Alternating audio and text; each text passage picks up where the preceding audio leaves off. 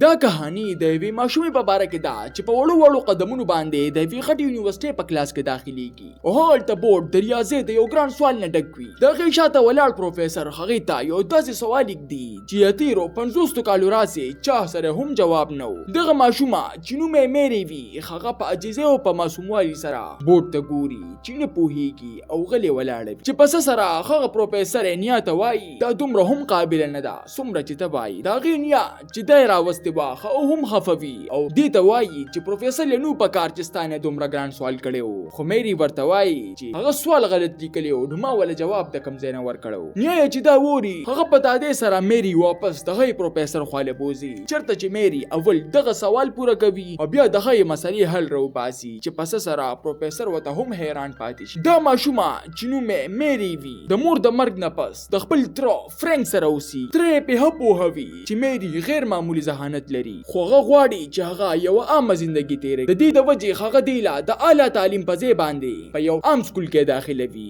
خو د میری غونډې قابل جنې د پاره دا سکول اسې ګپ وي ولې چې هغه ته به کم سبق ښودل کېدو دا غیله د مخکې نه ورته او سکول کې به تنګه وه او یو ورځ دې سرې ښودې وي چې استاد دې تپوس کوي چې دا ورته وایي چې څه ګران سوال رانه وکړه. هغه دې د جمع یو سوال کوي او میری ولا جواب ورکوي بیا دې د غټو انسو سوال کوي هغه هم ټیک کوي او بیا ورته وایي چې لومبني جواب او د اخري دوه خپل منځ کې ضرب کا چې پاغه سره دا خاموش شي. څنګه چې استاد واپس سبق شروع کوي نو میری ولا جواب ورکول شروع کی او څنګه چې استاد دغه سوال په کیلکولیټر چک کوي نو جواب بالکل صحیح وي. په دې سره هغه ته هم حیرانه پاتې شي. بل چټه په وخت کې د میری استاد فرانک سره ملاويږي چې د میری په باره کې ورته وایي چې داسې ماشومه خو ما په خپل عمر کې نه لیدلې خو د میری د صلاحیت د نزای نشي. بیا ورته فرانک د خپل خور قصه راس پړي چې د میری مور هم دغه صلاحیت لرو خو زما د مور د سختو د وجې هغه په زندګۍ باندې تنګه وه. مور مې غوښتل چې هغه د دنیا په سطح انعام حاصل کړي. د دې د وجې به دا هر وخت د جسمانی او د ذهني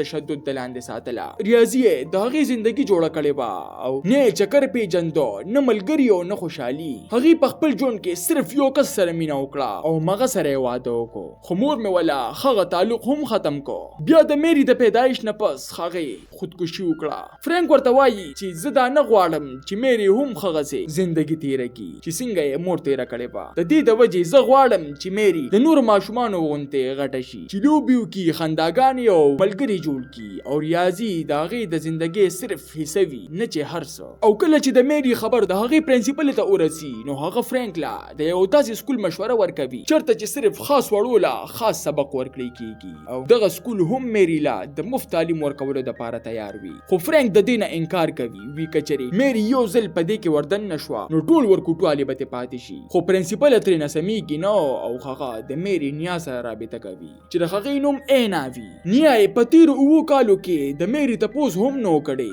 خو چې کله ورته دا پته ولګي چې زما د مړې لور په شان وسې مې هم ریاضیدانه ده نو هغې سره د میری غم پیدا شي. د نیا دا خیال وي چې دینه به زه هغه جوړوم چې مې د مور نه جوړ نه کړی شو. زه دې له سخت تربیت او چیلنجونه ورکول غواړم چې دا هغه انعام حاصل کی چې مور حاصل نکړي شو. د فرانک د دې د خبرې سخت ناخوښه شي او ورته وایي چې کم نقصان د ستا د لاسه زما خور ته ورسېدو دا به زه دې له ور نه کړم. خو نیا یې خپل ضد اخیستی وي او هغه د فرانک خلاف په عدالت کې کیس کوي او په عدالت کې د دوانو فریقو وکیلان لګیا شي او د یو بل خلاف دلیلونه پیش کوي چې د نیا وکیل دا دعوه کوي چې فرانک دا دومره وخت میری په غیر قانوني توګه باندې ځان سره وساتله ولې چې هغه یو ماشوم لا خپل بنیادي ضرورتونه هم نشي پوره کولی. بل طرف ته د فرانک وکیل خپل دلیل پیش کوي چې جج صاحب په اصل کې دا دومره وخت اینا په خپل باندې د میری د ساتنې ذمہواری فرانک له ورکړې وه او په دې کې هیڅ شک نشته چې همیشه د هغې په تربیت کې د محبت او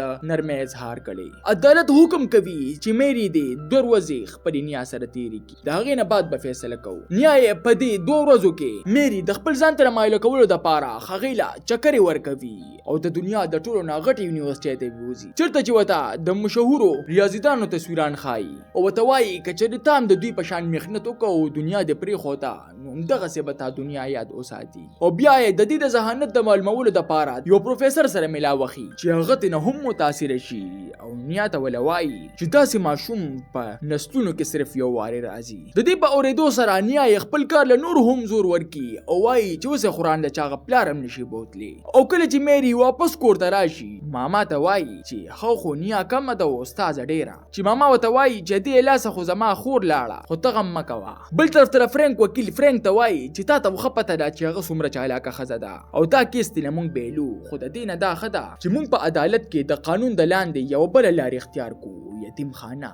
چې په سبا باندې جج دواړو فریقو له د انصاف ورکولو دپاره فیصله کوي چې میری با یتیم خانه ته ولېږلی شي چېرته به چې دواړه کورنۍ دې سره ملاوېدی شي دا به د 12 کالو د عمر پورې دغلته وي او کله چې دا د 12 کالو شي نو هغه به په خپله فیصله وکړي چې زه چا سره اوسېدل غواړم دا چې کله فرانک ګوري د هغه زړه مات شي چې څنګه به زه د دې لالچي ښځې د وجې د خپلې زړه خوښې یتیم خانې ته لیږم خو اخر هغه د عدالت نه مجبور وي او د میری نیا په هوښیارۍ باندې د عدالت نه وځي او بیا د میری د تلو وخت راشي چې فرانک ترنه ډیر په ګرانه سره بیل شي او فرانک ته کور ته را روان شي او هغلته میری ډیره زیاته خفه وي او جاړي او د کار په وخت کې د فرانک موبایل ته یو میسج راځي چې هغه د میری د استاد وي چې هغه ورته د میری د پیشو په باره کې وایي چې د هغې د روکېدو اشتهار لګېدلی فرانک چې دا ووري هغه په تادې سره هسپتال ته روانېږي او پیشو له د زخرو د ستنې د لګولو نه مخکې ځان رسوي چې پته ورته ولګي چې دا پیشو د هغه مور دوی له راوستې چې مړی کې هغه میری پسې فورن ورځي او هغلته ګوري چې میری له یو پروفیسر راوستې چې هغه ورته سخت ریاضي ښایي